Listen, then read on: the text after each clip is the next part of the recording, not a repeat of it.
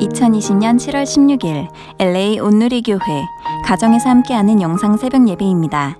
오늘 말씀은 시편 148편 1절에서 14절 여호와를 찬양하라입니다. 여호와를 찬양하라. 하늘에서 여호와를 찬양하고 높은 곳에서 그분을 찬양하라. 그분의 모든 천사들아 그분을 찬양하라. 그분의 모든 군대들아 그분을 찬양하라. 해와 달아 그분을 찬양하라. 너희 빛나는 모든 별들아 그분을 찬양하라. 너 가장 높은 하늘아 너 하늘 위의 물들아 그분을 찬양하라. 여호와의 이름을 찬양하라. 그분의 명령으로 그것들이 창조됐다. 그분이 그것들을 그 자리에 두어 영원토록 있게 하셨고 결코 없어지지 않을 법령을 주셨다. 땅에서부터 여호와를 찬양하라. 너희 용들과 모든 바다 깊은 물들아 번개와 우박 눈과 구름 그분의 명령을 수행하는 폭풍아 산들과 모든 언덕들아 과일나무들과 모든 백향목들아 들짐승들과 모든 가축들 기어다니는 것들과 날아다니는 새들아 땅의 왕들과 모든 백성들 땅의 모든 고관들과 재판관들아 총각들과 처녀들 노인들과 아이들아 여호와의 이름을 찬양하라. 그 이름만이 위대하시고 그 영광이 땅과 하늘 위에 있다. 그분은 백성들을 위해 뿔을 높이 드시니 그분의 모든 성도들 곧 그분께 가까이 있는 백성 이스라엘 자손들의 찬양을 높이신다. 너희는 여호와를 찬양하라. 할렐루야. 오늘도 가정 예배로 하루를 시작하시는 여러분 주님의 이름으로 축복합니다. 우리 먼저 함께 찬양으로 예배 자리에 나아가시겠습니다.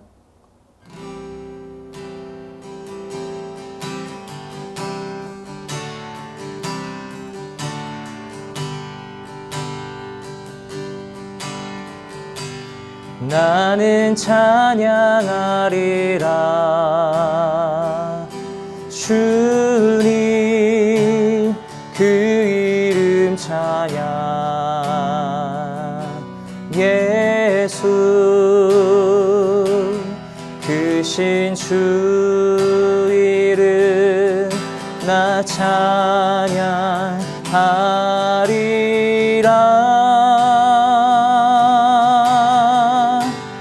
나는 찬양하리라.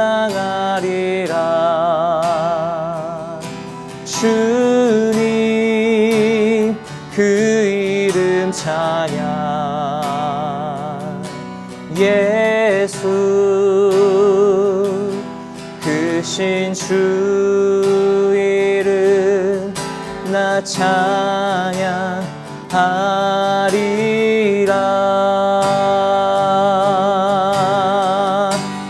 나는 영광 돌리리. 주께 영광의 이름. 예수 크신 주 이름 나 찬양하리라.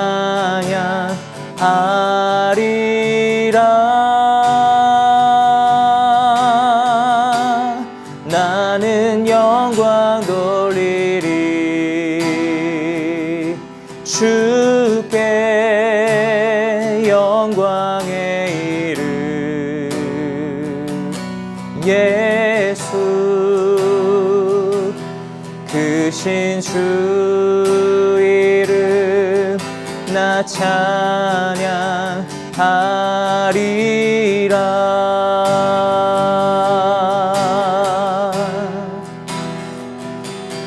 크신 주 이름 나 찬양하리라.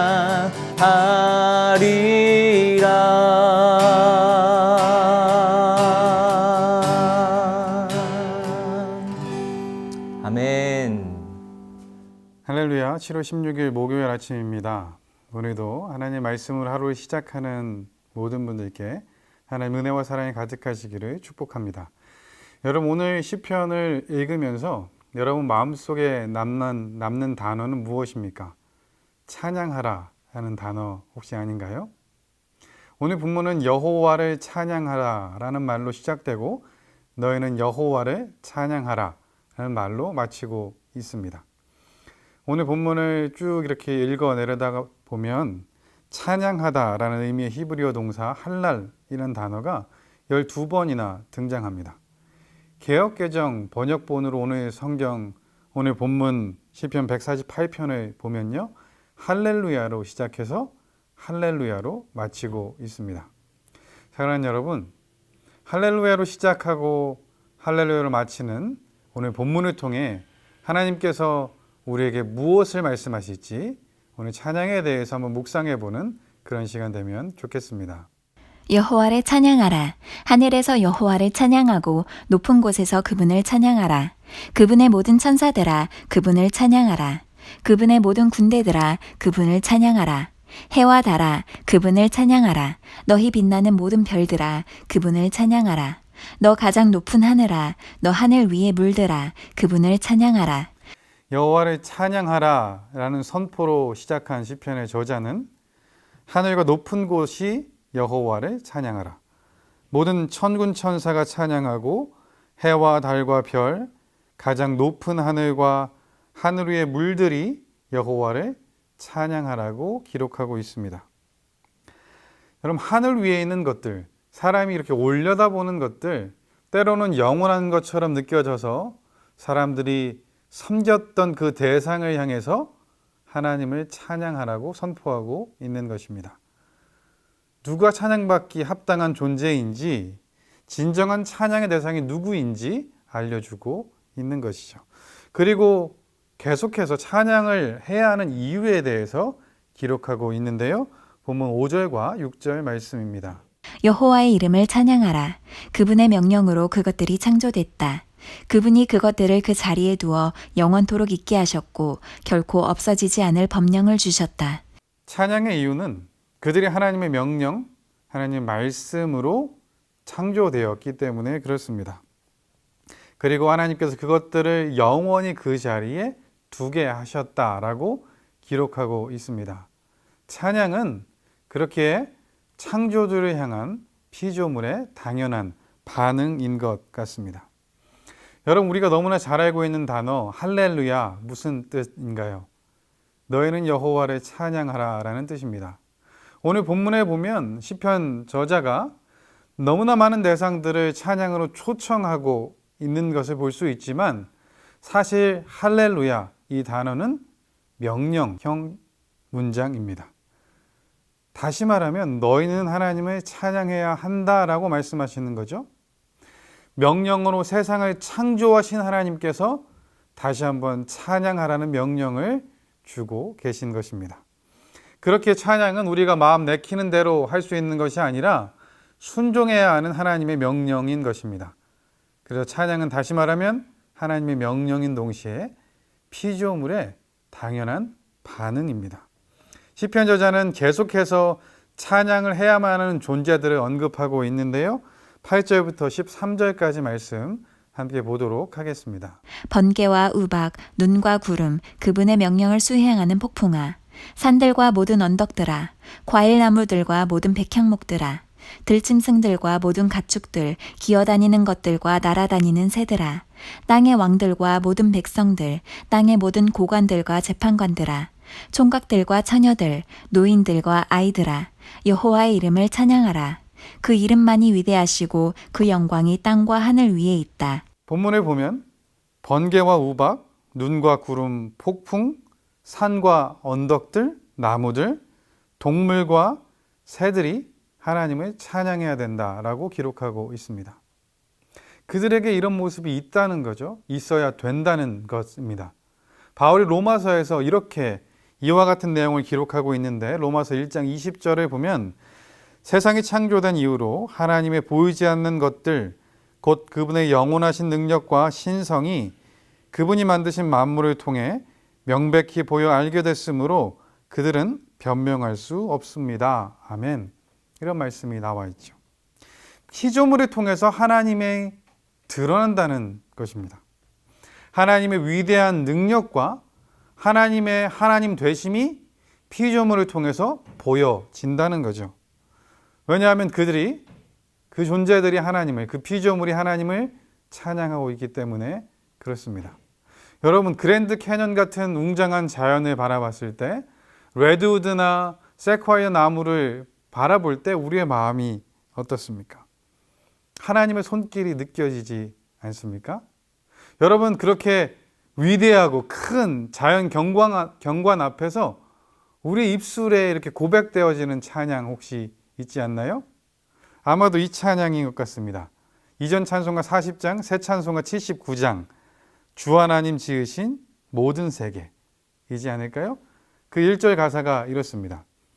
주 하나님 지으신 모든 세계, 내 마음속에 그리어 볼 때 하늘의 별 울려 퍼지는 뇌성, 주님의 권능 우주에 찾네. 주님의 높고 위대하심을 내 영혼이 찬양하네. 여러분, 자연에 가서 한 번쯤 불러보시지 않았습니까? 그렇습니다, 여러분. 자연을 통해, 피조물을 통해 하나님이 느껴집니다. 찬양은 창조의 목적이기도 한 것입니다.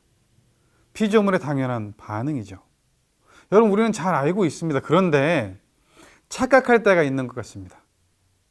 우리 또한 하나님의 피조물이라는 그 사실은 가끔 망각하는 것 같습니다. 여러분, 그렇지 않잖아요. 우리도 하나님의 피조물입니다. 우리는 조금 특별한 피조물이죠. 피조물 가운데 유일하게 하나님의 형상을 따라 만들어진 피조물이 우리입니다. 그래서 그 존재만으로도 하나님께 찬양이 되고 기쁨이 될 수 있는 그런 존재가 우리인 거죠. 부모들에게 그 아이를 칭찬할 때 보통 이렇게 많이 하죠. 엄마 닮아서 참 예쁘다고, 아빠는 똑같이 생겼다고 이렇게 칭찬합니다. 여러분, 억양을 조심해야 합니다. 으유, 아빠랑 똑같네, 으유, 이런 거 빼야 됩니다. 여러분, 이 똑같다는 단어, 이것이 칭찬이 될 수 있는 이유는 무엇일까요? 똑같은 모습을 사랑하는 자녀에게 발견하는 것이 기쁨이기 때문에 그렇죠. 심지어는요, 엄마 아빠를 넘어서 할머니 할아버지들도 손주에게서 자기의 모습을 찾는 경우를 많이 볼 수 있습니다. 우리를 닮은 아이 얼마나 예쁩니까? 근데 그 닮은 아이가, 우리가 너무나 사랑하는 그 아이가 우리에게 사랑한다 표현하고 우리를 향해 웃어줄 때, 또 예쁜 모습으로 노래할 때 얼마나 예쁘고 기쁘십니까? 여러분, 하나님도 마찬가지이신 것 같습니다. 하나님의 형상대로 하나님을 닮은 우리가 하나님을 기억하고 하나님께 감사하고 하나님 사랑한다고 고백할 때 하나님 또한 기뻐하실 것입니다. 여러분, 그것이 하나님을 향한 우리의 찬양이죠. 피조물은 우리를 만드시고 하나님 이렇게 말씀하셨습니다. 이사야 43장 21절, 너무나 유명한 말씀이죠.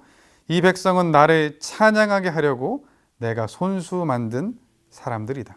아멘.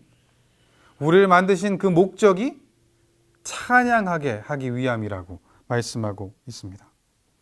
여러분, 우리는 하나님을 경험하면 당연히 찬양합니다.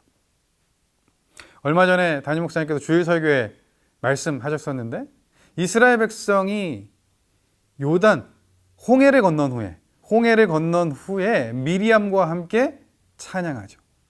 구원하신 하나님을, 애굽의 그 전차와 군대를 홍해 아래 잠기게 하시고 그들을 출애굽시키시고 홍해로부터 마른 땅으로 건너게 하신 그 하나님을 찬양합니다.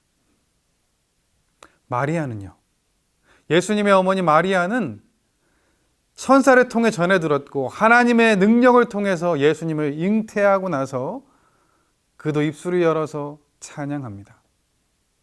그리고 자기가 죽기 전에 이스라엘의 위로 그리스도를 볼 것이다 라고 약속을 받았던 시므온은 정결의식으로 성전에 오신 아기 예수님을 품에 안고 하나님을 찬양합니다.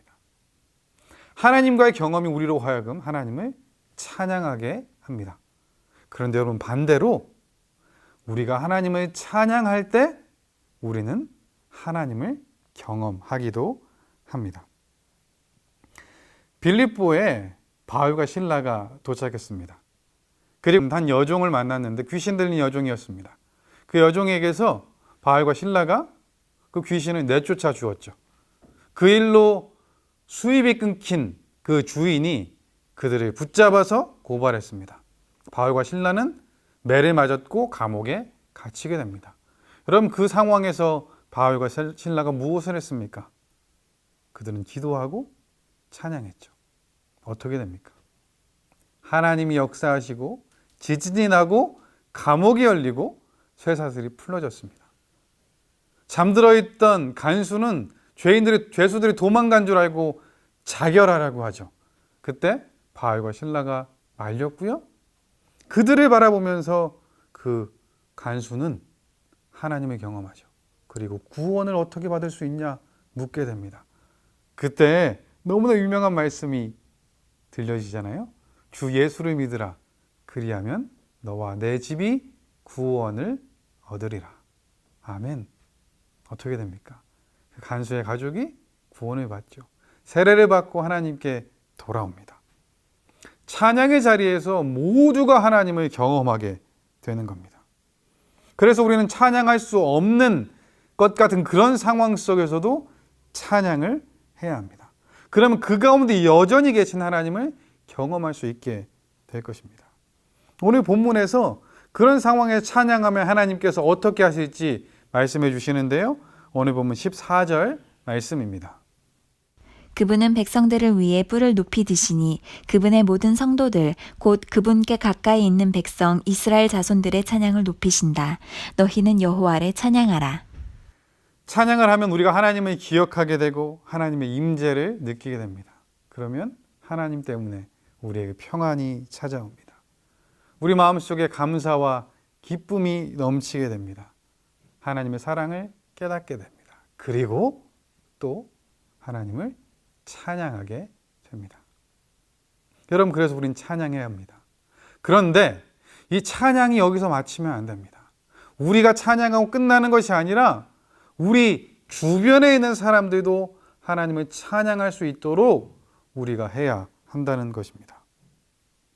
그래서 세상을 향해서도 할렐루야, 너희는 여호와를 찬양해라 이렇게 선포할 수 있어야 합니다. 그 이유는 우리뿐만 아니라 그들 세상도 하나님께서 만드셨기 때문에 그렇습니다. 창조주 하나님에 대한 피조물의 당연한 반응이 찬양이기에 그들 또한 알려주어야 합니다. 그런데 찬양받으셔야 되는 하나님의 모습은 창조주 하나님만으로 끝나지 않습니다. 아까 그 찬양, 주 하나님 지으신 모든 세계에서 그 하나님의 모습을 너무나 정확하게 표현해 주고 있죠.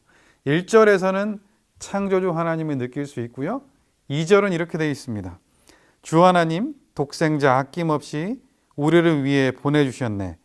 십자가에 피 흘려 죽으신 주 내 모든 죄를 구속하셨네. 여러분, 2절은 구원주 되시는 우리 하나님을 찬양하고 있습니다. 그럼 3절을 한번 볼까요? 내 주 예수 세상에 다시 올 때 저 천국으로 날 인도하리.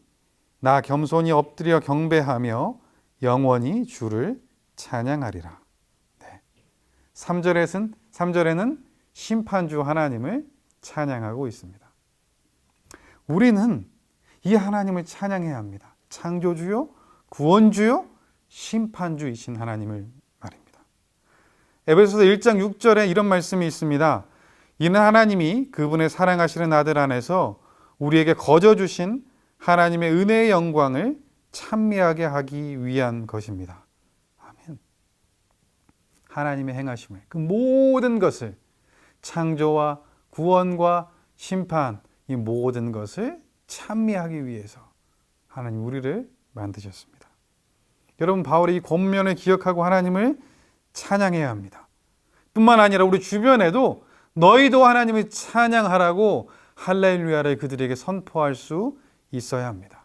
그들이 창조된 목적, 하나님의 형상의 회복을 위해서 우리가 기도하고 노력해야 합니다.